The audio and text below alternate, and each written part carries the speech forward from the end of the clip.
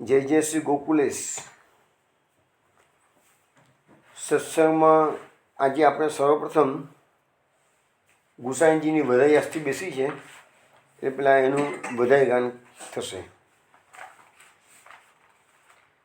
શ્રી વિઠ્ઠલનાથ ચંદ ઉગ્યો જગ મેં, ચંદ ઉગ્યો જગ મેં, ભક્તિ ચાંદની છાયા રહી. શ્રી વિઠ્ઠલનાથ ચંદ ઉગ્યો જગ મેં, ચંદ ઉગ્યો જગ મેં, ભક્તિ ચાંદની છાયા રહી. અંધકાર જાકે મન કે મીટી ગए, मन के मिटी गए, शोभिया के उर माज रही. श्री विठ्ठलनाथ चंद उग्यो जग में, चंद उग्यो जग में, भक्ति चांदनी छाया रही. निसदीना नाम जपो या मुखते जपो या मुखते. श्री वल्लभ विठ्ठलेश कही. चित स्वामी गिरिधरण श्री विठ्ठल धरण श्री विठ्ठल. अब जो भई सो कबहु ना भई. श्री विठ्ठलनाथ चंद उग्यो जग में, चंद उग्यो जग में, भक्ति चांदनी छाया रही. भक्ति चांदनी छाया रही. વૈષ્ણવ આ પદ આપે માલવ રાગમાં શ્રવણ કર્યું છે. ચિત્તસ્વામીનું બનાવેલું પદ છે. ચિત્તસ્વામી કે છે શ્રી વિઠ્ઠલનાથ ચંદ ઉગ્યો જગમે. આ જગતમાં જે વિઠ્ઠલનાથજીનું પ્રાકટ્ય થયું છે તો એમને ચંદ્ર સાથે સરખાવે છે અને ચંદ્રની હંમેશા શું હોય? ચાંદની હોય. તો અહીંયા ભક્તિ ચાંદની છાઈ રહી. તો આ વિઠ્ઠલનાથજીનું જે પ્રાકટ્ય છે ચંદ્ર રૂપે, તો એની જે ચાંદની છે એટલે કે ભક્તિ છે, એ ભક્તિનો બધે પ્રકાશ ફેલાયેલો છે.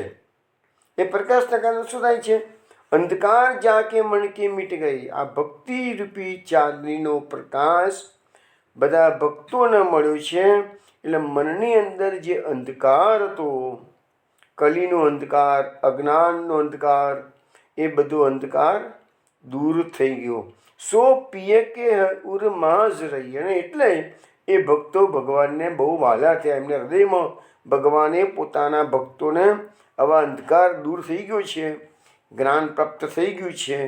એટલે એવા ભક્તોને ભગવાન પોતાના હૃદયમાં ધારણ કરે છે. નિષદીના નામ જપો યા મુખતે શ્રી વલ્લભ વિઠ્ઠલેશ કહી.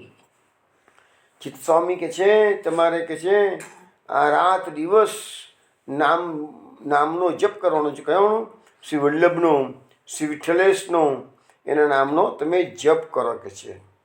ચિત્તસ્વામી ગિરિધરણ શ્રી વિઠ્ઠલ અબ જો ભઈ સો કબહુ ના ભઈ. વિઠ્ઠલનાથજીનું પ્રાકટ્ય થયું. ચિત્તસ્વામી ગિરધરને એટલે ભગવાનને યાદ કરે છે, શ્રી વિઠ્ઠલ એટલે એમના ગુરુદેવને યાદ કરે છે, અને કહે છે અબજો ભઈ શું કબહુ ના ભઈ, કારણ કે અત્યારે જે પુરુષોત્તમનું જે પ્રાકટ્ય વિઠ્ઠલનાથજી રૂપે થયું છે એ પહેલાં કોદાળો થયું નથી, એટલા માટે કબહુ ના ભઈ કે છે આ જે પ્રાકટ્ય છે એવું પ્રાકટ્ય પહેલાં થયું નથી. તો આવો અત્યારે આપણા ગુસાઈજીના વધાઈ ગાન થયું છે, રોજ એક એક કરતા રહીશું આપણે વધાઈ ગાન. હવે સત્સંગમાં વૈષ્ણવ આપણે દસમ સ્કંદનો 10મો અધ્યાય યમલાર્જુન ઉદ્ધાર પર વાત કરી રહ્યા છીએ. ગઈકાલે છેલ્લે સત્સંગમાં આપણે સ્ત્રી સંઘના જે દૂષણ પર છે આપણે વાત કરતા હતા. કુબેરના પુત્રોને જે લક્ષ્મીના મદનને કારણે મદાંધ થઈ ગયેલા હતા, એના કારણે લખ્યું છે કે જે લોકો લક્ષ્મી મદમાં અંધ બને છે એ લોકોને 3 દૂષણ લાગુ પડે છે. તો સ્ત્રી સંઘ, જુગાર અને મદિરા. સ્ત્રી સંઘના કારણે એની કાયા દૂષિત થઈ જાય છે, જુગારથી વાણી દૂષિત થાય છે અને મદિરાથી મન દૂષિત થાય છે. એટલે કે કાયા, વાણી અને મન એનું 3 રીતે એ જીવાત્માનું પતન થાય છે. એક ખાલી શ્રીનો મદાંધના કારણે, એટલે લક્ષ્મીનો જે લોકો લક્ષ્મીના મદાંધ થઈ ગયા છે એને આ બધી રીતે પતન થાય છે. અને આપણે ગઈકાલે જોયું છેલ્લે કે એ લોકોનો પછી બુદ્ધિનો પણ નાશ થઈ જાય છે.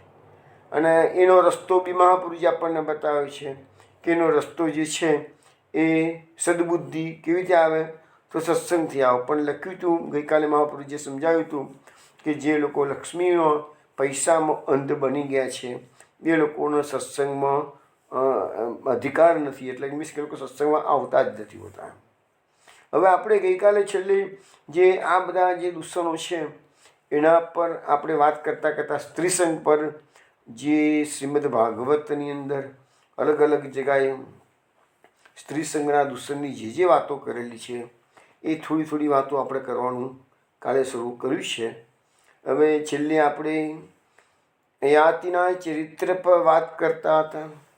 યાતિના ચરિત્રમાં જોયું કે અયાત્રીએ પોતાના પુત્ર પુરુની જવાની લીધી, પોતાનું વૃદ્ધત્વ પુત્રને આપ્યું. 1000 વર્ષ સુધી પુત્રની જવાનીના કારણે પોતે ભોગો ભોગવ્યા તો પણ એને ભોગોમાં સંતોષ થયો નથી. એટલે એને છેલ્લે નિષ્કર્ષ પર અહીંયાથી આવે છે કે આ સંસારની અંદર ભોગોની નિવૃત્તિ ક્યારેય થતી નથી. એટલે ગઈકાલે શ્લોક પણ કહેવામાં આવ્યો હતો કે જેવી રીતે અગ્નિની જ્વાળાઓ ઘીથી વધારે બજાલે પ્રજ્વલિત થાય છે, એવી રીતે ભોગો કદાપી શાંત થતા નથી. ભોગો જેમ વધારે ભોગવશો એમ વધારે ને વધારે ભોગો થશે. તો ભોગોની નિવૃત્તિનો ઉપાય આપણા શાસ્ત્રોએ જે બતાવ્યું છે એ એક જ છે કે તમારે સંયમ કેળવવો પડે.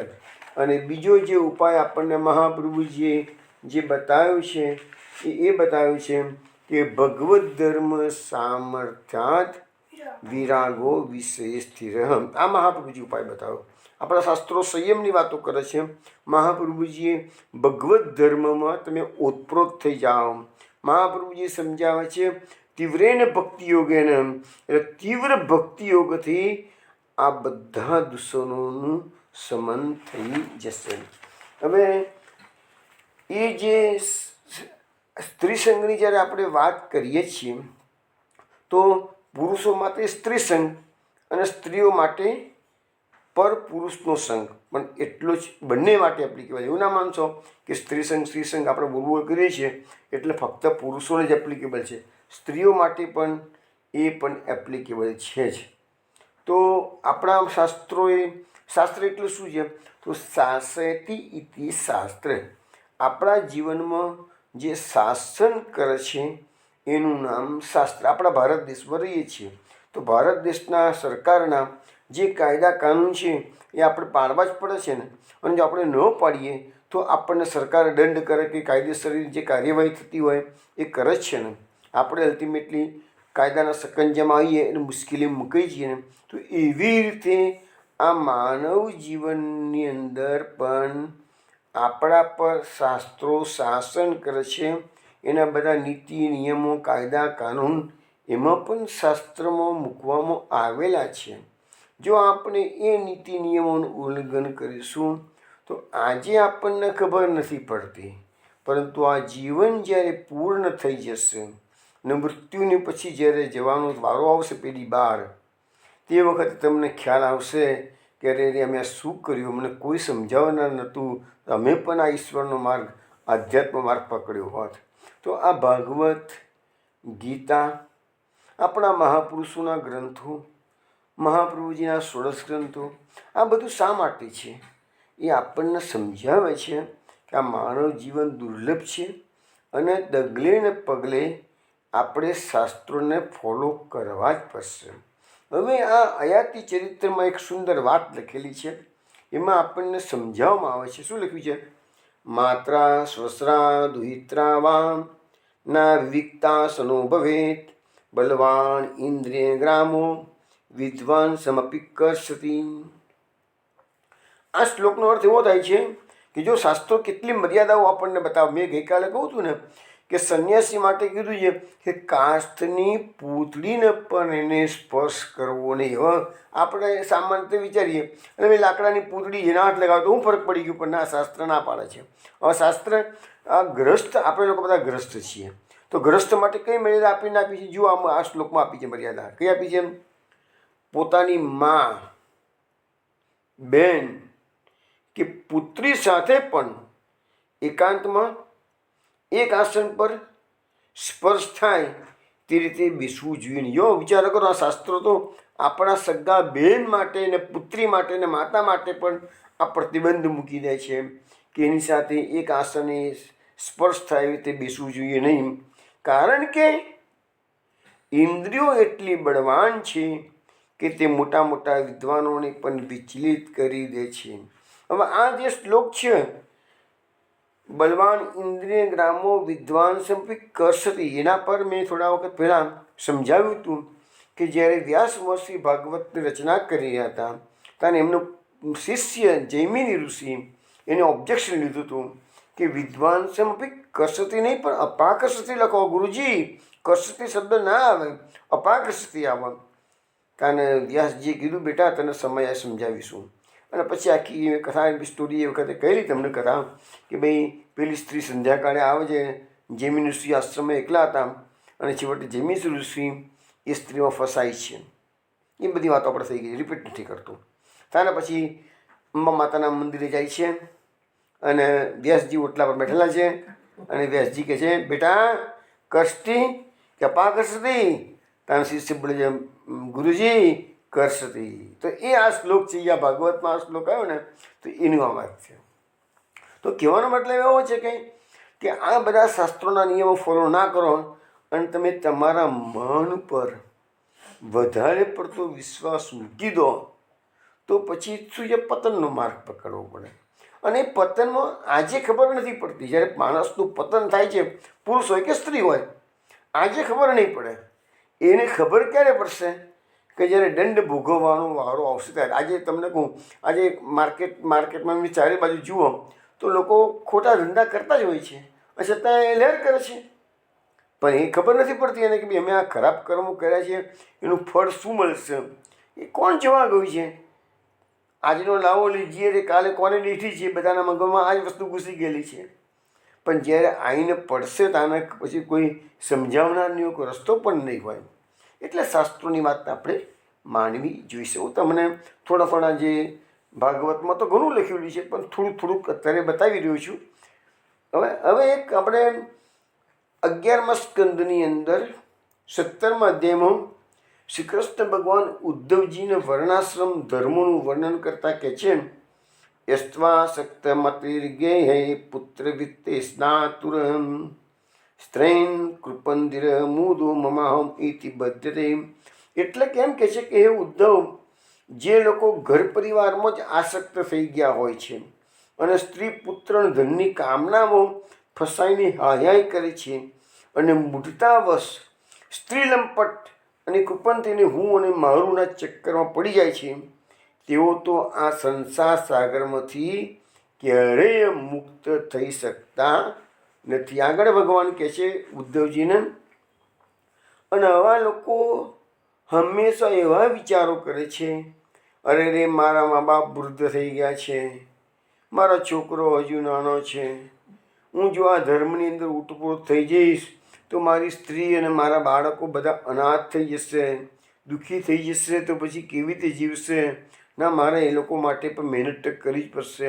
હકીકતમાં એમના માટે મહેનત નથી કરવાનું, પરંતુ એનું મન વાસનાઓમાં એનું ચિત્ત ભ્રમિત થઈ ગયું છે, એટલે વિષય વાસનાથી ક્યારેય વિરક્ત થતો નથી અને આ રીતના વિચારો કરીને પોતાના મનને સમજાવે છે, ના ના, આ લોકોનું મારે ધ્યાન રાખવાની મારી ફરજ છે. પણ હકીકતમાં એ ધ્યાન રાખવા કરતાં વધારે તો શું છે કે વિષય ભોગમાંથી એને વિરક્તિ લેવાનું ગમતું નથી. અને આવા જીવાત્માઓ છેલ્લે મૃત્યુ પછી ઘોર અંધકારમય નરકમાં જઈને સબળે છે. આ ભાગવતમાં લખેલું છે. આવી રીતે આપણને ત્રીજા સ્કંદની અંદર કપિલ ભગવાન માતા દેવહૂતિને જે ભક્તિયોગ સમજાવતા કહે છે કે બલમ મે પશ્ય માયા શ્રીમયા જૈનો દિશામ યા કરોતિ પદાક્રાંતાન ભૂ વિજૃંભેન કેવલમ. એટલે એમ કે છે કે કપિલ ભગવાન માતા દેવહૂતિને કે મારી માં, આ સ્ત્રીરૂપી મારી માયાની શક્તિ તો જુઓ. ભગવાનની જે સ્ત્રી છે એ બનાવી છે એ એક જાતની માયા છે. તો એની શક્તિ કેવી છે કે એ સ્ત્રીઓ પોતાની ભ્રુકુટીના વિલાસ માત્રથી મોટા મોટા દિગ્વિજય વીરોને પણ પોતાના પગ નીચે કચડી નાખે છે. એટલે કે કહેવાના બદલેમાં કે માણસ દુનિયામાં ગમે તેટલો મહાન હોય તો પણ સ્ત્રીની આગળ ઇન્દ્ર માટે એક શબ્દ વાપર્યો છે ભાગવતમાં, ક્રીડા મૃગ, એટલે રમકડું. તો મોટો વીર પુરુષ હોય એ પણ સ્ત્રીની પાસે રમકડા જેવો બની જાય છે, એવું લખે છે. હવે લખે છે ભાગવતમાં આગળ કપિલ ભગવાન ઉપદેશ આપતા કહે છે, જે મનુષ્ય યોગના પરમ પદ પર આરૂઢ થવા ઈચ્છે છે, અથવા તો જેને કૃષ્ણ સેવાના પ્રતાપે આત્મા અને અનાત્માનો વિવેક થઈ ચૂક્યો છે. હવે આપણે બધા કૃષ્ણ સેવા કરીએ, બરાબર છે, તો આપણે આત્મા શું છે, અનાત્મા શું, એનો વિવેક જાગૃત થયો છે. જો વિવેક જાગૃત થયો હોય તો તમારી સેવા ફળી એમ કહેવાય, અને વિવેક જાગૃત જ ના થયો હોય અને કરવા ખાતર કરતા હોય તો માનો કે બધું ક્રિયાત્મક થયેલું છે, એટલે વિવેકની જાગૃતિ થતી નથી. તો લખે છે કે અહીંયા કે એ વિવેક થઈ ગયો છે એવા લોકોએ ક્યારે પણ પરસ્ત્રી સંગ કરવો નહીં, કારણ કે પરસ્ત્રીઓ એ પુરુષ માટે નરકનું ખુલ્લું દ્વાર છે. હવે કહે છે કે ભગવાને રચેલી આ સ્ત્રીરૂપી માયા એ માણસને વિચલિત કેવી રીતે કરે છે ખબર છે? જે ભક્તો હોય અને ભક્તિ માર્ગમાં ખૂબ આગળ નીકળી ગયેલા હોય તો એને પણ આપણે માની કે તો ભક્ત માણસ છે, એને તો શું અસર થવાની છે? ના, પણ આ સ્ત્રીરૂપી માયા તો ભક્તને પણ હેરાન કરે. લખે છે કે ભાગવતમાં લખ્યું છે કે શું લખે છે કે એવી જે સ્ત્રીઓ છે એ ભક્તોને વિચલિત કરવા માટે સેવા વગેરેને બાણે ધીરે ધીરે પાસે આવે છે. હવે એકચ્યુઅલી જે સ્ત્રી ભક્તને સેવામાં મદદ કરવા માટે જતી હોય તો કદાચ એના મનમાં પણ કોઈ વિકાર વાસના ન હોય, ભક્તના મનમાં પણ ના હોય, પરંતુ પરિસ્થિતિ શું છે કે શાસ્ત્રએ થોડી વાર પહેલાં સિદ્ધાંત સમજાવ્યો ને એકાંતમાં મળવું નહીં, તો એ સેવાના બાને જવામાંથી પણ એમાં પતનની શક્યતાઓ વધી જાય છે. ભાગવતમાં લખે છે કે ઘાસના પાંદડાથી ઢંકાયેલા કૂવાની જેમ પોતાનું મૃત્યુ જ તમારે આવી સ્ત્રીઓને સમજવી જોઈએ. એટલે કે જંગલમાં તમે પસાર થતા હોય, કૂવો હોય, એના પર ઘાસના પાંદડા પુષ્કળ લાગી ગયેલા હોય, એ તમને તેમ કે ઘાસ જ છે ને, તમે જેવો પગ મૂક્યો અંદર એમાં સીધા તમે ઊંડા કૂવામાં પડવાના છો. તો એવી રીતે તમને આ લાગે કે ભાઈ આ સ્ત્રી મને સેવામાં મદદ કરી રહી છે અને મારે એનો સહકાર લેવો જોઈએ, પરંતુ અલ્ટિમેટલી એ તમને ઊંડા કૂવામાં જ પતન થઈ જશે, એવું કહેવામાં આવે છે. પછી લખે છે ભાગવતમાં કે સ્ત્રીમાં આસક્ત રહેવાના કારણે અંતવેળા જો સ્ત્રીનું ધ્યાન ધરવામાં આવ્યું, જે લોકોને બહુ વધારે પડતું સ્ત્રીની આસક્તિ હોય, અંતકાળે જો સ્ત્રી એટલે ભલે પોતાની સ્ત્રી, પોતાની ઘરની સ્ત્રી હોય, પોતાની પત્ની હોય, એનું પણ જો તમે ધ્યાન ધર્યું તો એવા જીવાત્માના મૃત્યુ પછી સ્ત્રીની યોનિ મળે છે. અને સ્ત્રીની યોનિ મળ્યા પછી પાછું ફરીથી એક ચક્કર ચાલે છે કે પુરુષ રૂપી માયા, સ્ત્રી માટે પુરુષ રૂપી માયા અને પુરુષ માટે સ્ત્રી રૂપી માયા, અને એ પુરુષ રૂપી માયામાં પાછા ફરીથી ફસાય છે. ભાગવતમાં ઉદાહરણ આપવામાં આવ્યું છે કે જેવી રીતે શિકારી પારધી હોય એ હરણને વિંધવા માટે શું કરશે કે સુંદર કર્ણ પ્રિય સુમધુર સંગીતના ગીતો વગાડશે.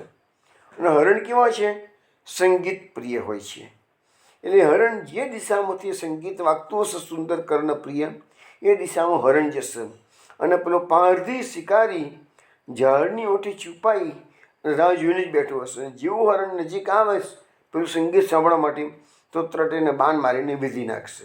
તો અલ્ટિમેટલી એ સંગીતના કારણે એ મૃગનું પોતાનો દેહ ત્યાગ કરે છે, એટલે મરણનો શરણ થાય છે. તો એવી રીતે પણ આ ભગવાન ભાગવતમાં કહે છે કે વિધાતાએ આ લોકોને ફસાવવા માટે માયામાં પુત્ર, પતિ, ઘર એ બધી માયાના સ્વરૂપ છે. તો જેને ભગવત માર્ગમાં આગળ વધવું હોય એને સમજવું જોઈએ કે આ બધી માયા છે, એ તમને મૃત્યુ તરફ લઈ જવાની છે. એટલે એ બધામાં કહેવાનો મતલબ સંસારમાં જે રાખવાના છે બધાને, પણ આસક્તિનો ત્યાગ કરવો જોઈશે.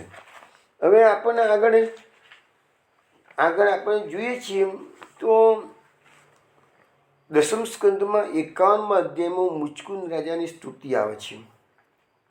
એ મુચકુંદ રાજા પણ ભગવાનની સ્તુતિ કરતા કહે છે કે જેને બધી દિશાઓ ઉપર વિજય મેળવી લીધો છે, જેની સામે સંસારમાં લડનાર કોઈ વીર યોદ્ધા સામે કોઈ રહ્યું નથી, જે ચક્રવર્તી રાજા શ્રેષ્ઠ સિંહાસન પર બેસે છે.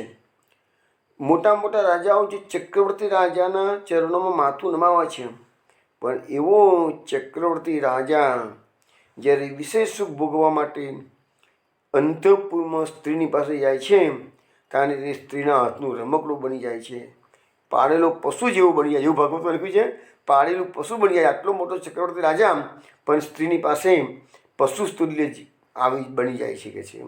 તો આ વસ્તુ જે છે, આ ભોગની જે વૃત્તિ છે, એ મનુષ્યને કેટલું હલકટ કરી નાખે છે એની વાત આપણને અહીંયા સમજાવવામાં આવી છે. હવે શ્રીમદ ભાગવતના 9મા સ્કંદમાં એક પુરુરવાનું આખ્યાન આવે છે. કદાચ ઘણા ખરાએ સાંભળ્યું પણ હશે. પુરુરવા એટલે તમને ખબર હશે જ કે આ જે પાંડવોનો જે વંશ છે ને, એ બધો ચંદ્રવંશ, પાંડવો કૌરવો બધા ચંદ્રવંશમાં થયા. એ લોકોને બધાને ભરતવંશ પણ કહેવામાં આવે છે. એ ભરતવંશ એટલે કયું? જે દુષ્યંત શકુંતલાનો પુત્ર ભરત હતો એ જ. અને એ વંશ શરૂ થયો કેવી રીતે?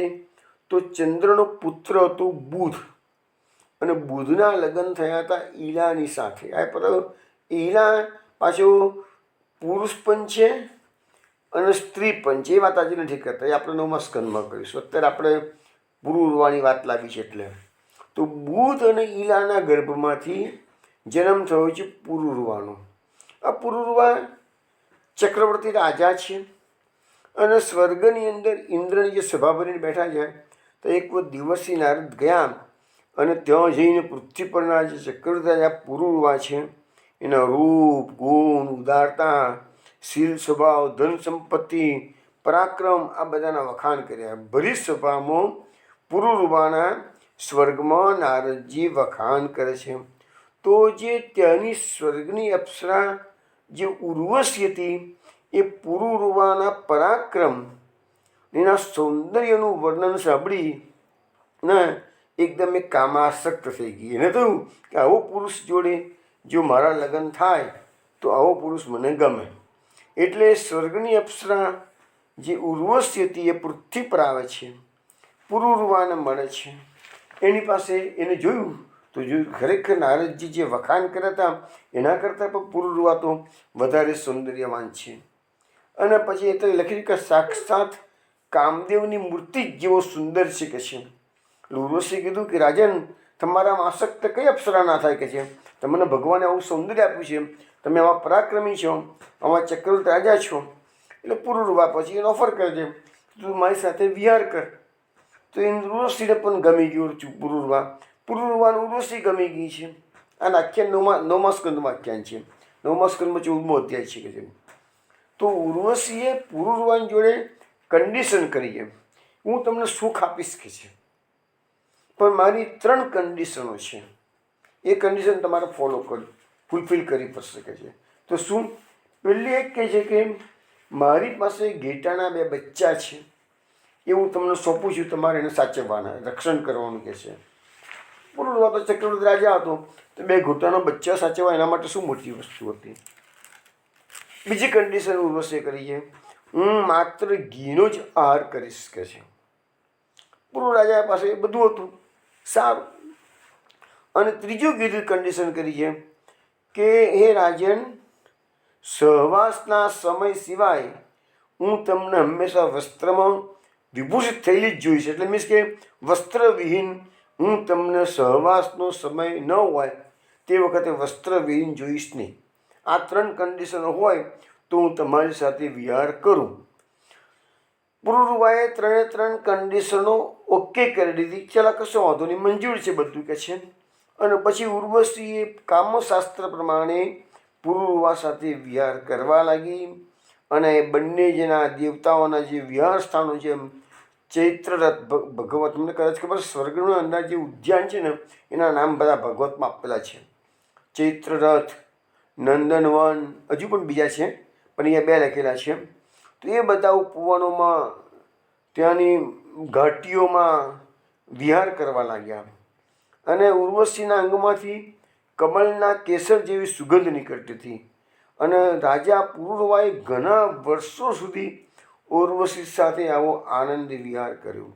હવે અહીંયા જે કમળ કેસરની જે સુગંધ નીકળી ને, એ ત્યાં સ્વર્ગની અંદર જેટલા દેવો છે કે અપ્સરાઓ છે, એ બધાના શ્રીઅંગમાંથી ભિન્ન ભિન્ન પ્રકારની દિવ્ય સુગંધ નીકળતી હોય છે. જેવી રીતે આપણે અહીંયા બોલીએ, કશું બી બોલીએ, ફોન પર બી આપણે હજારો માઇલ દૂરથી, અમેરિકાથી, કેનેડાથી કોઈક આપણે ફોન પર વાત કરો, આપણે ફોન પર કેવો પકડી પડે છે આ ફલાણી વ્યક્તિ મારી સાથે વાત કરે છે. એ ઓળખાણ આપે કે ના આપે, તો એના અવાજ પરથી આપણે એને પારખી પાડીએ છીએ ને કે આ ફલાણી. જો અવાજની અવાજની પિક્યુલરિટી, પૃથ્વી પર જેટલા માણસો છે એ બધાનો અવાજની પિક્યુલરિટી છે. તો એવી રીતે સ્વર્ગના દેવો અને અપ્સરાઓના અંદરથી જે સુગંધ નીકળે છે ને, એ પણ એની પિક્યુલરિટી છે. એટલે સ્વર્ગના દેવ રસ્તા પરથી કે કુંજમાંથી પસાર થતા હોય તો બીજીની કુંજમાં કોઈ બેઠો તો એને ખબર પડી જાય કે ફલાણા દેવ અહીંથી પસાર થઈ જાય છે. કે એની જે સુગંધ હોય ને, એ સુગંધ દરેકે દરેક દેવના શ્રીઅંગમાંથી જુદા જુદા પ્રકારની સુગંધ આવતી હોય છે.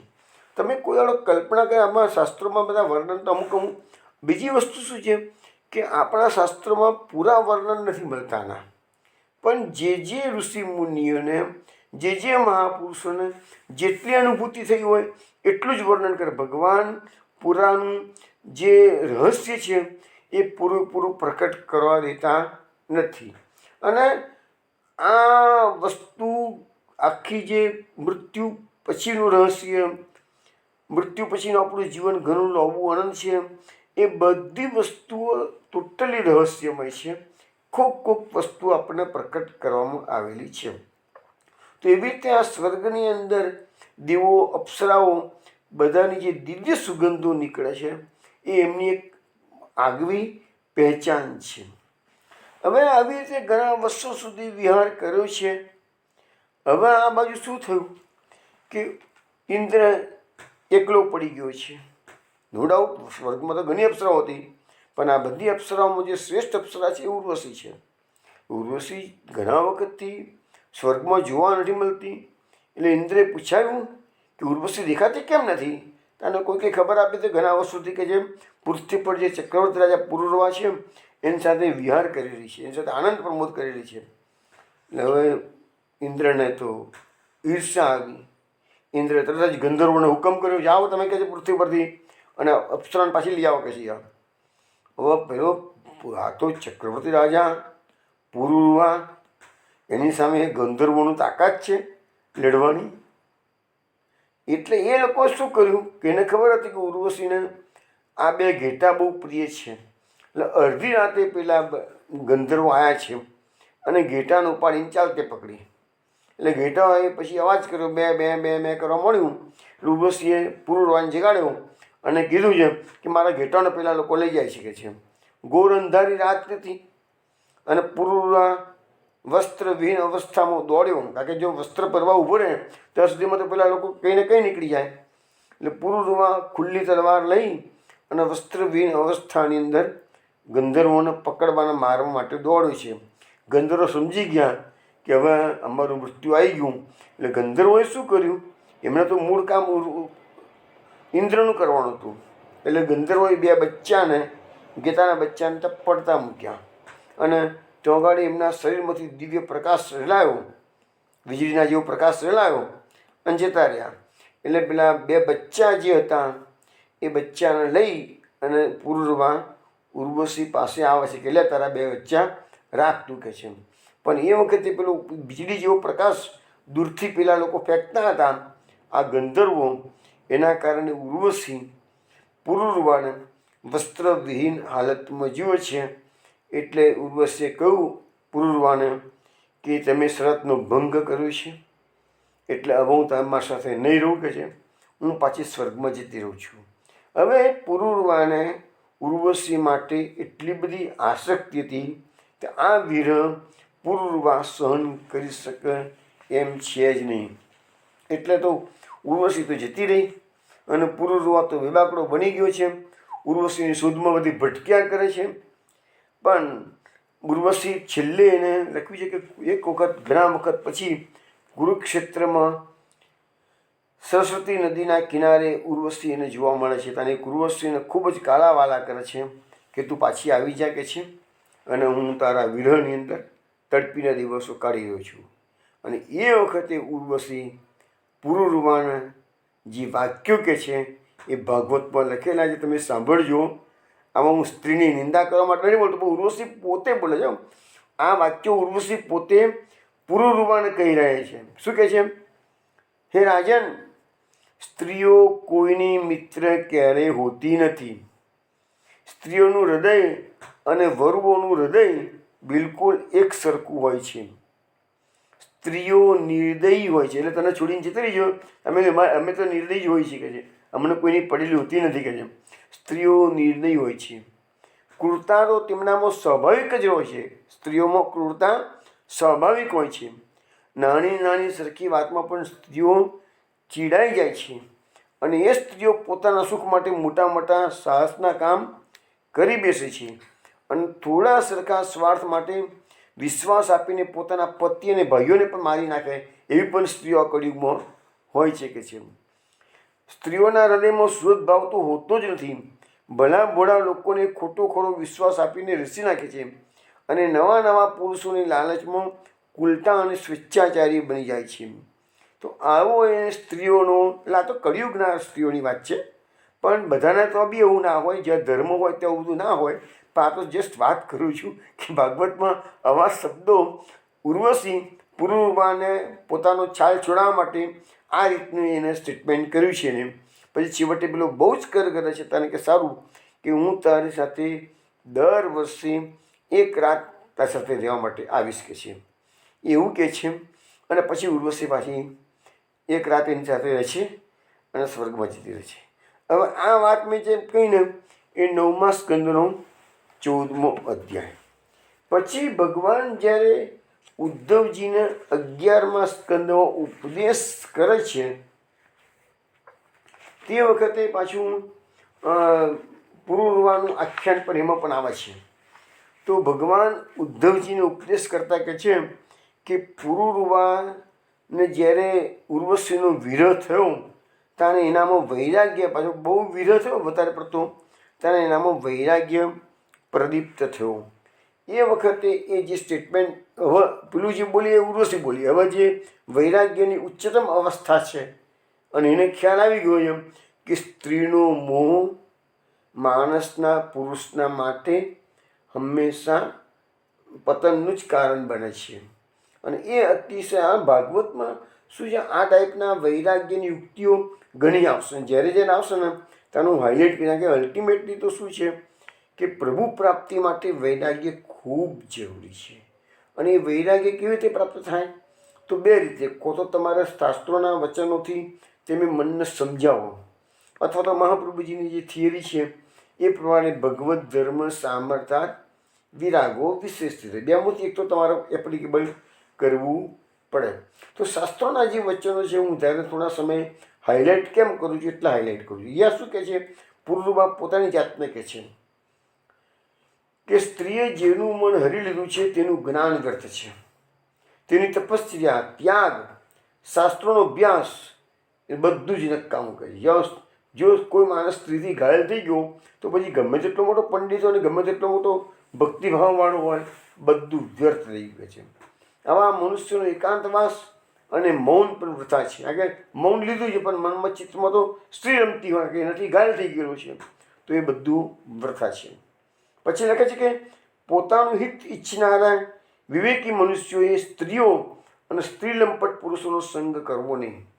વિષયો અને ઇન્દ્રિયોના સંયોગથી જ મનમાં વિકાર પેદા થાય છે, અન્યથા વિકારનો કોઈ અવસર જ નથી. પછી લખે છે કે માટે સ્ત્રીઓ તથા સ્ત્રી લંપટોનો ક્યારેય સંગ કરવો નહીં. મોટા મોટા વિદ્વાનો પણ પોતાની ઇન્દ્રિયો અને મન પર વિશ્વાસ કરતા નથી. કહેવાનો મતલબ કે માણસે વધુ પડતો આત્મવિશ્વાસમાં રાખવું જોઈએ નહીં, અને શાસ્ત્રની જે મર્યાદાઓ છે એ મર્યાદાઓને ફોલો કરે તો પછી પતન થાય નહીં. અને આ બધી વસ્તુનો આજે આપણને સમજાય કે ના સમજાય, મૃત્યુ પછી તો દરેકને આ વસ્તુ સમજાશે કે ભાઈ આપણે કેટલી ભૂલો જીવનમાં કરી છે અને કઈ ભૂલનું કયો દંડ મળે છે, કયું અત્યારે કોઈને ખબર નથી પડતી. કોઈ બી દંડ મળતો હોય માણસ, કોઈ સુખી થાય છે તો એને ખબર નથી કે કયા કાર્યથી એ સુખી થયો, અને કોઈ દુઃખી થાય છે તો એને બી ખબર નથી કે કયા કાર્યથી એ દુઃખી થયો. એ બધું ભગવાને બંધ મુઠ્ઠીમાં રાખેલું છે. હવે આવી રીતે આપણે આ સ્ત્રી સંઘની વાત થઈ. હવે આપણે જઈશું આગળના શ્લોકોમાં જઈશું. તો નારદજી એને જે શાપ આપવાના છે એની પહેલાં જે શાસ્ત્રોના થિયરી સમજાવી છે, એટલે મેં કીધું ને ગઈકાલે કે જસ્ટિફિકેશન આપે છે કે આ શાપના લાયક છે, પણ એને શાસ્ત્રોની આટલી આટલી વાતોનું ઉલ્લંઘન કર્યું છે. હવે 9મા નંબરનો શ્લોક આવે છે, હન્યન્તે પશવો યત્ર નિર્દય અજિતાત્મભિઃ મન્યમાન ઇદમ દેહમ અજરામ મૃત્યુનસ્વરમ. એટલે એમ કહેવા માગે છે કે આ નાશવંત દેહને વૃદ્ધાવસ્થા કે મૃત્યુ આવવાનું જ નથી એવું માનનારા પોતાની ઇન્દ્રિયોને કાબૂમાં રાખી શકતા નથી, અને આમાં નિર્દયી પુરુષો પશુઓનો વધ કરે છે. હવે અહીંયા શું છે, બે વસ્તુ છે કે આપણને બધાને જ ખબર છે કે બાળપણ પછી જવાણી પછી વૃદ્ધાવસ્થામાં શરીર રોગગ્રસ્ત થાય પછી મૃત્યુને શરણ થવાનું. આ સિક્વન્સ દરેકના જીવનમાં છે. બહુ ઓછા લોકો એવા હશે કે જેને વૃદ્ધાવસ્થા આવતા પહેલાં એક્સિડન્ટમાં મરી જાય કે ભાઈ હાર્ટ એટેકમાં મરી જાય. આ બહુ ઓછા લોકો હોય, ઓછા હોય, પણ મૃત્યુને શરણ તો બધાએ થવાનું છે.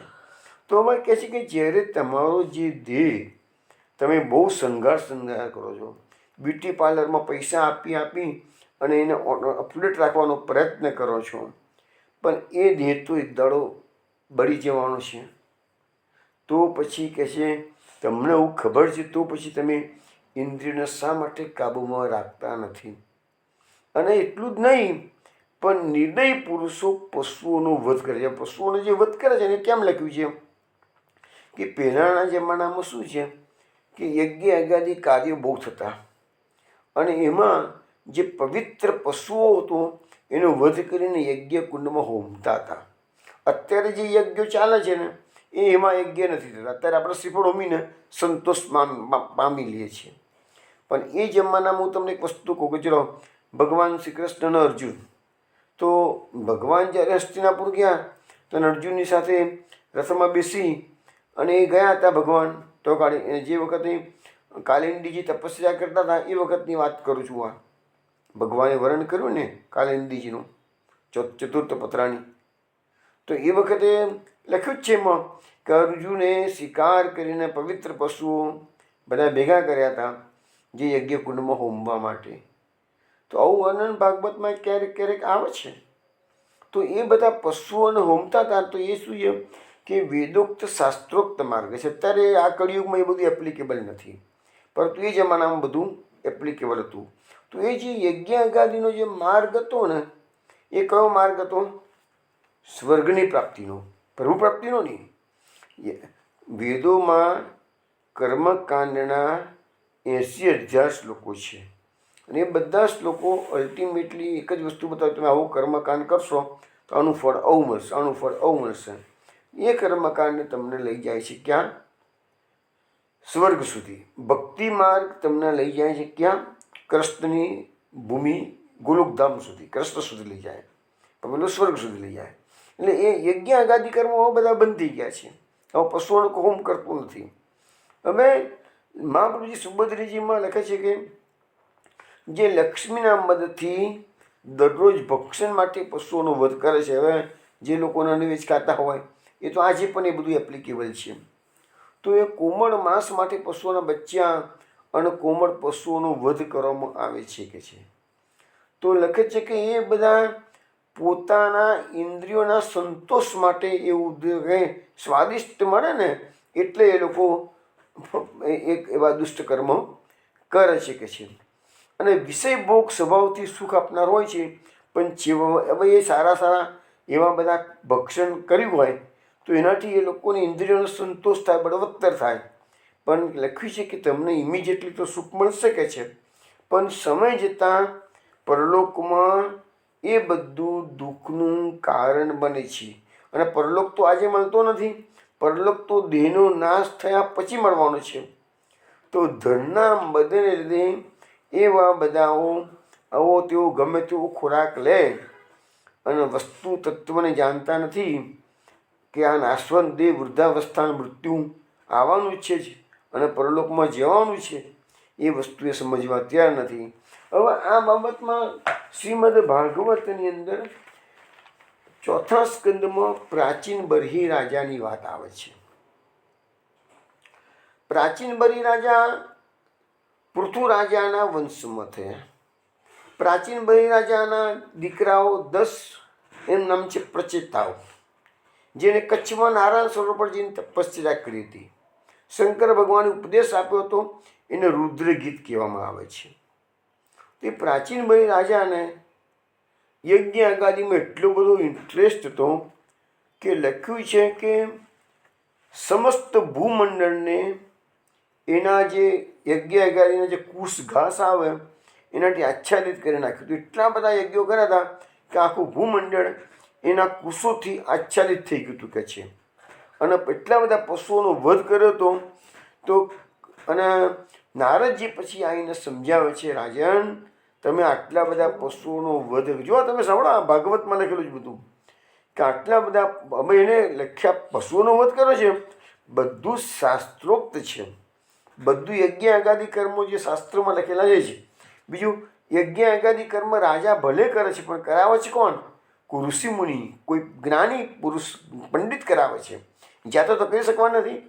કોઈ ક્ષત્રિય રાજાને પોતાને યજ્ઞનું હવન કરી શકે જ નહીં, કારણ કે એની પાસે વિધિ, એના પાસે મંત્રોચ્ચારની શક્તિ જ ના હોય કશી. એ તો એનું કામ તો લડવાનું છે, તો મંત્રોચ્ચાર કરવાનું કામ તો ઋષિમુનિઓનું છે. તો હવે એને તો અનેક પ્રકારના પશુઓને યજ્ઞકુંડમાં હોમ્યા. કેમ? તો મૃત્યુ પછી સ્વર્ગ મળે. યજ્ઞનું ફળ સ્વર્ગ છે.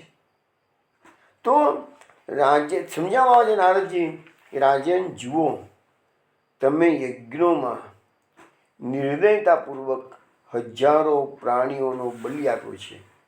તમે જુઓ રાજન, આકાશમાં ઉપર નજર કરો, આ બધા પ્રાણીઓ આકાશમાં તમારી રાહ જોઈને ઊભા છે કે છે.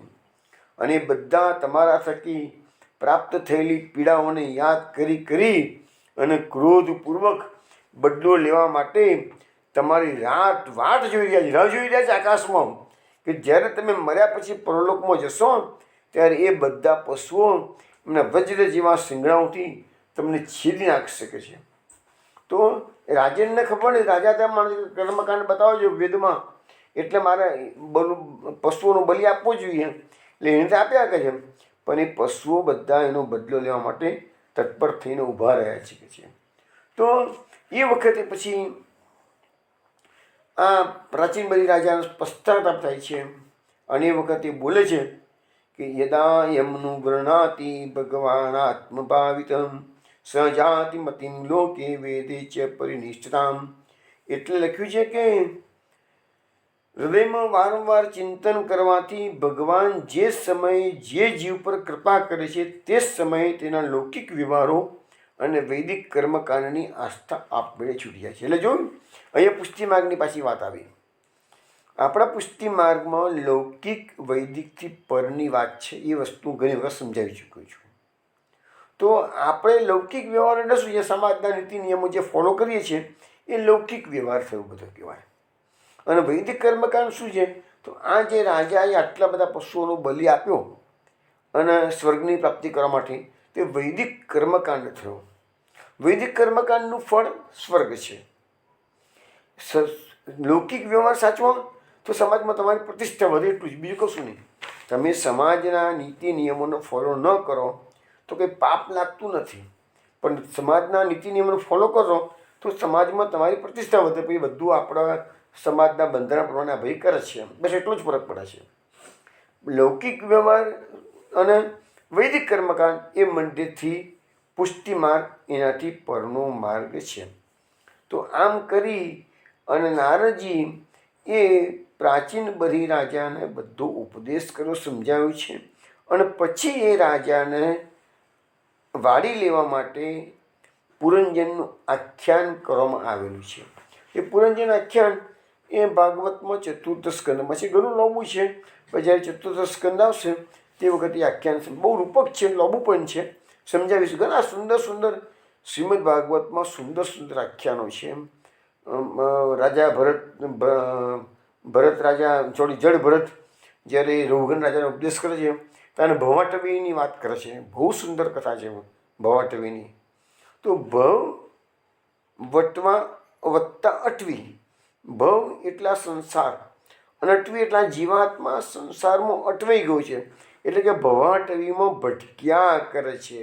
તો એ ભવાટવીમાં ભટકવામાંથી બહાર કેમ નીકળવું એ આપણે આ ભાગવતના માધ્યમથી શોધવાનો પ્રયત્ન કરી રહ્યા છીએ. વૈષ્ણવો, હું જે વસ્તુ તમને સમજાવું છું એનું તમે ધ્યાન રાખીને સાંભળજો, એનું ચિંતન મનન કરજો.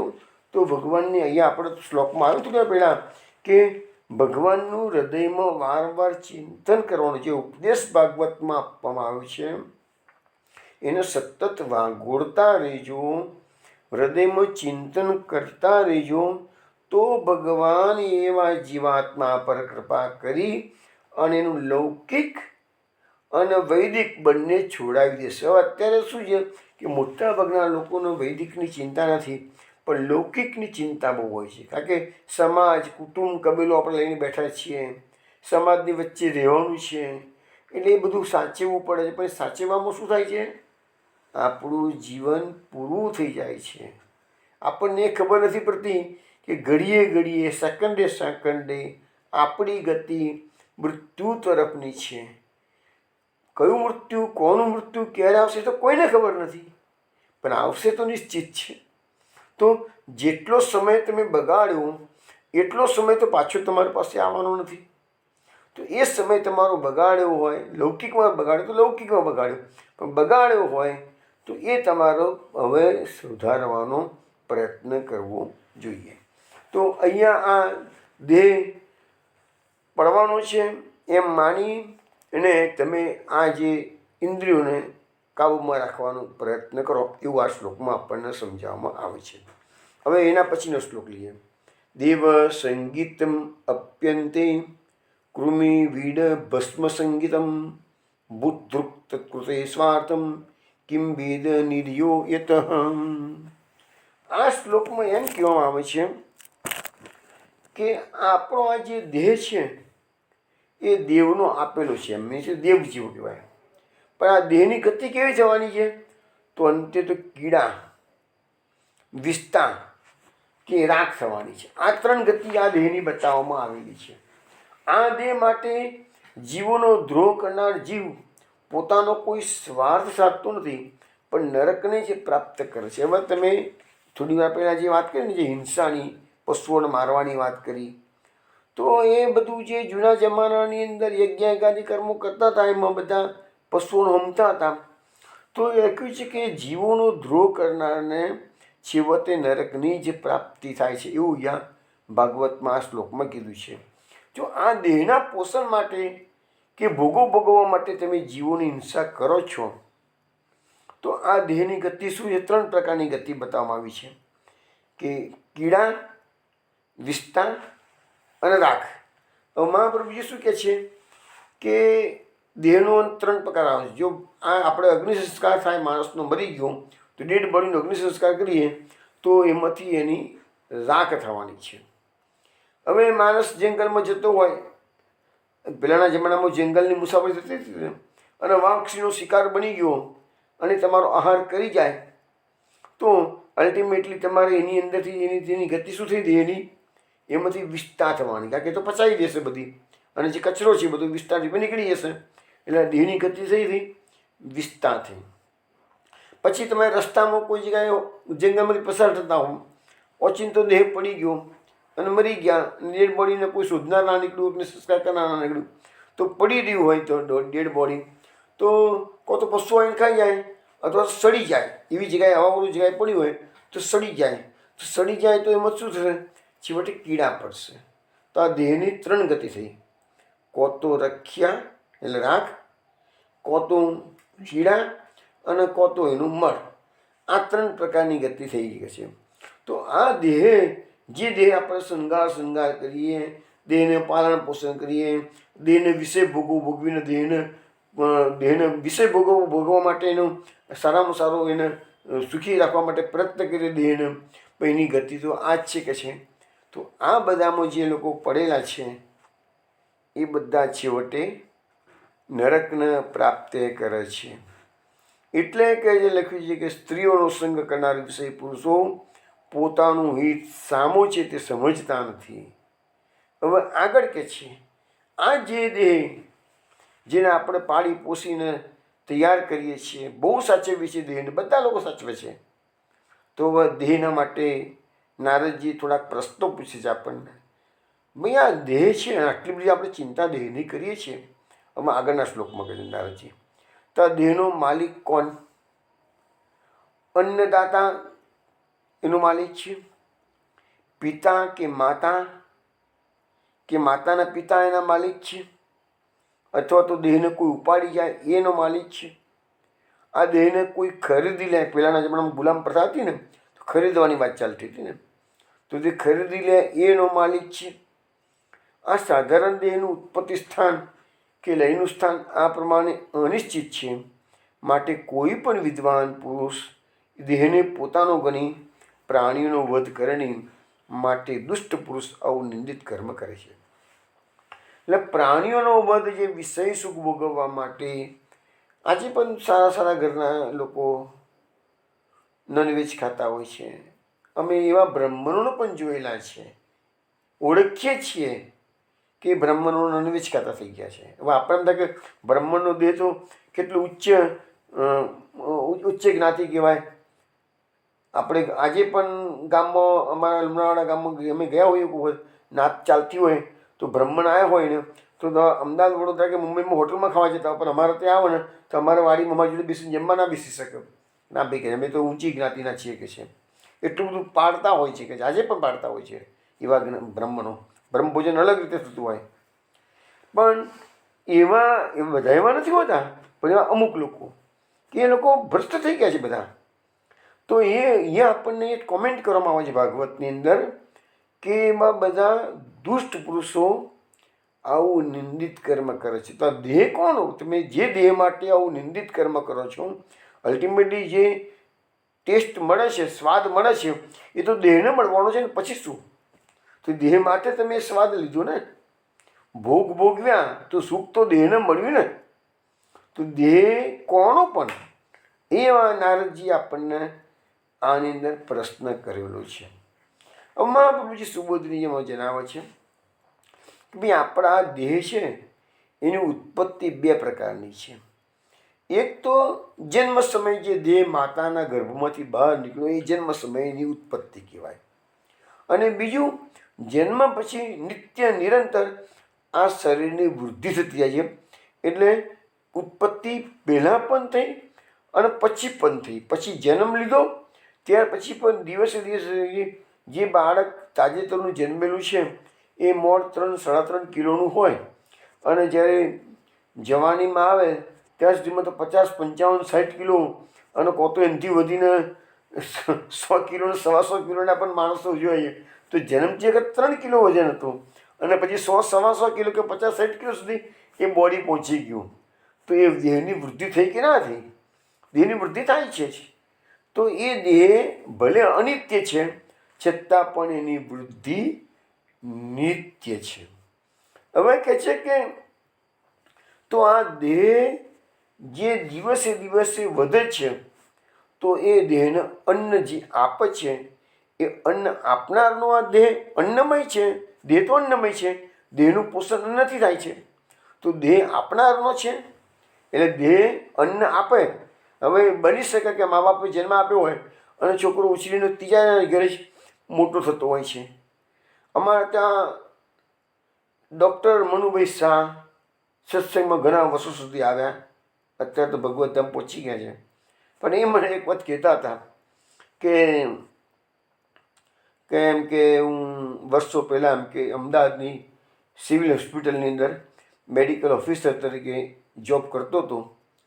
અને એક ભાઈ બપોર 1 વાગે ડિપાર્ટમેન્ટ બંધ થતો હતો અને એક ભાઈ આવ્યા કે છે ભાઈ મારો છોકરો 8 આણાનો સિક્કો ગરી ગયો છે કે છે.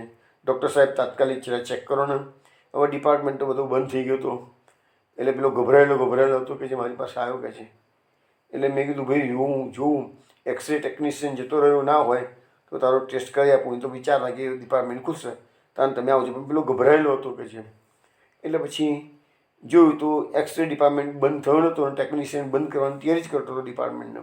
એટલે પેલાને મેં કીધું બરાબર અને જરા ચેક કરતા છોકરો 8 આણાનો સિક્કો કરી ગયો છે કે છે. એટલે ચેક કરવા માટે અંદર ગયો, એક્સરે ચેક કરાવ્યો, પછી કીધું હોજરીમાં પહોંચી ગયો છે સિક્કો. એટલે પેલાને કીધું તમે ચિંતાના વચ્ચે અન્નનળીમાં કોઈ જગ્યાએ ફસાઈ ગયો તો પ્રોબ્લેમ થાત. પણ સિક્કો એ છોકરાની હોજરીમાં સ્ટમકમાં પહોંચી ગયો હતો. એટલે કાકા કીધું કે મેં એને કહી દીધું કે કામ કર ને ભાઈ તું 4-5 કેળા છોકરાને ખવડાવી દે, જેટલા ખાય એટલા ખવડાવી દે. એટલે કેળાની વાટી બધો તારો સિક્કો છે ને એ બધું બહાર નીકળી જશે કે છે. ચિંતા ના કરીશ, ગભરાવાની જરૂર નથી, ઓપરેશન નહીં કરવું પડે. આવું મેં તો બધું કીધું ને એટલે પેલા ભાઈ તો બહુ ખુશ થઈ ગયા. એ પેલા ભાઈ ખુશ થઈ ગયા એટલે કહે છે કે સાહેબ તમારો બહુ આભાર કે છે. અમે તો ગભરાઈ ગયેલા હતા, છોરો મળી જશે એમ તો. ના ચિંતા કરવાની જરૂર નથી કે છે. પણ સાહેબ હવે તમે અમારે તો સરકારી હોસ્પિટલ પૈસાનો તો ક્વેશ્ચન આવતો નથી અહીંયા તો કશો. પણ સાહેબ હું છાયા જ્યોતિષ છું. મારી પાસે ભલભલા લોકો જ્યોતિષ જોડાવે છે. સાહેબ તમે કાલે મારું એનું કાર્ડ આપ્યું. આ પોળમાં હું આ જગ્યા પર રહું છું. કાલે તમે સાહેબ આવજો, હું તમારું છાયા જ્યોતિષ તમારું ભવિષ્ય કહી આપીશ. એટલે ડૉક્ટરને એ વખતે નવા ડૉક્ટર થયેલા હતા, લગ્ન બગન થયા નહોતા. એટલે સ્વાભાવિક છે ચિંતા લગ્નની હોય કે પત્ની કેવી મળશે, ક્યારે મળશે વગેરે વગેરે. એટલે કે આનંદભાઈ હું તો બીજે દિવસે એ પોળમાં પહોંચી ગયો. બપોર 1 વાગે ડિપાર્ટમેન્ટ બંધ થઈ ગયું હોસ્પિટલમાં. એ પેલા કાકાએ જે મને કાર્ડ આપીને ગયેલા જ્યોતિષવાળા એના ઘરે પહોંચી ગયો બીજે દિવસ કહે છે. એટલે મેં એને કહું કે તમે મને કીધું ને હું આવ્યો છું, મારું જીયા પણ મારું ભવિષ્ય કે મારી પત્નીનું સુખ કેવું છે, પત્ની ક્યારે મળશે, કેવી પત્ની મળશે કે છે. પેલા છાયા જ્યોતિષે કીધું કે ડૉક્ટર એક વાત તમને ખાસ કરવાની છે કે છે. તમારા નસીબમાં એવી પત્ની લખી છે કે જે પારકા ઘેર ઉછરીને મોટી થઈ હશે. આ પ્રસંગમાં અત્યારે એટલા થયું કે ભાઈ અન્નદાન અન્ન આ દેહને જે અન્ન પોષે છે એનો આ દેહ કહેવાય કે જે માતા કે પિતા જેના આપે છે એનો દેહ કહેવાય. તો એ ડૉક્ટરને એ વખતે કહેવામાં આવેલું કે તમારા નસીબમાં એવી પત્ની છે કે જે પારકા ઘેર ઉછરીને મોટી થઈ હશે કે છે. પછી બીજી બધી વાતો કરી ઠીક છે. પણ ડૉક્ટરે મને પછી કીધું કે નારાયણભાઈ વાત સાચી નીકળી કે છે. એમની ડૉક્ટરની વાઈફનું નામ હતું સુમતીબેન. કે સુમતીબેન તમારા માસી તો કહે છે તમારા કાકી તો કહે છે એની નાની ઉંમરમાં મા બાપ મરી ગયેલા એટલે એના ફોઈએ એની માસીના ઘેર ઉછીને મોટી થયેલી કહે છે. એટલે નાના હતા અને મા મરી ગયા હોય તો માસીના ઘેર સુમતી કાકી ઉછરીને મોટા થયા હતા. તો કહેવાનો મતલબ એવો છે કે જન્મ આપનાર મા બાપ જુદા હોય અને દેહને પોષનાર પણ જુદા હોય. એ બધી વાત અહીંયા આપણને સમજાવવામાં આવેલી છે. તો લખ્યું છે કે ભાઈ જો જન્મ આપનારી માતા હોય તો એનો છે, અને પિતા છે એ પોષણ આપનાર છે તો દેહ માતાનો કહેવાય કે દેહ પિતાનો ગણાય. જો માતા પિતાનો ગણાય તો પછી જેને અન્ન ખવડાવ્યું છે એનો ગણાય કે ના ગણાય. પછી ત્રીજું ઓપ્શન આપેલું છે માતાના પિતાનો. કારણ કે અહીંયા માતાના પિતાનો શબ્દ એટલા માટે વાપરવામાં આવ્યો છે કે આપણા ત્યાં ભાગવતમાં એવા કિસ્સા છે કે પિતા પોતાની દીકરીને જ્યારે જમાઈ સાથે પરણાવે છે ત્યારે એવું કહીને પરણાવે છે એનાથી થયેલો પુત્ર તમારે મને આપી દેવાનું.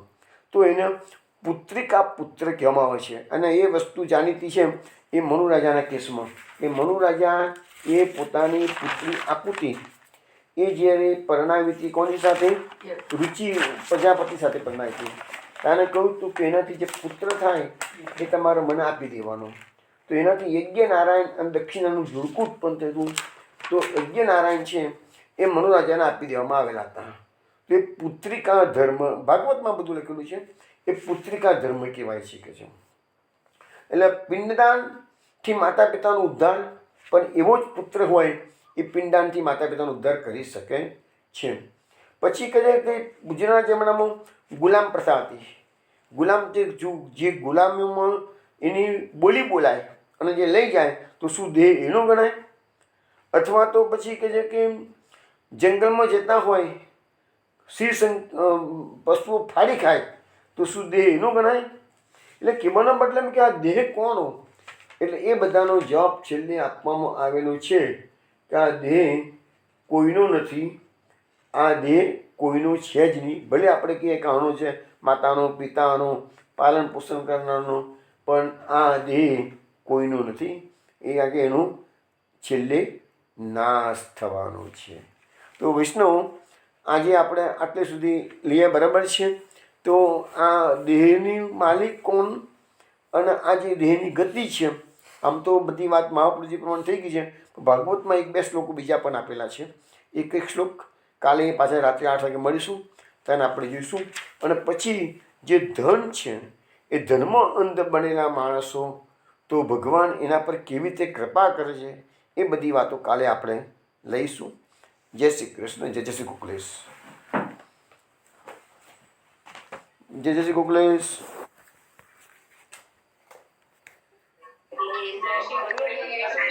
જય શ્રી ગોકુલેશ.